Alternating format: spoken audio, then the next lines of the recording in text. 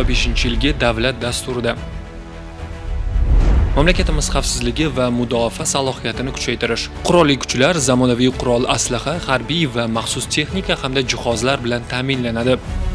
Jumladan, Mudofaa vazirligi bo'linmalari maxsus texnikalar bilan bosqichma-bosqich ta'minlanadi.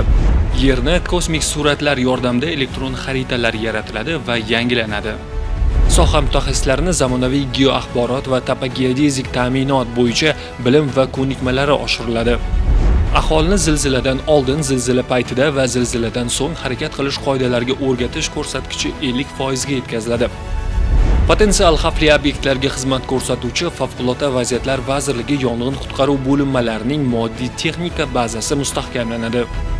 Davlat dasturi bilan batafsil Uzbekistan2030.uz onlayn portalida tanishing. Islohotlar jarayoniga befarq bo'lmang.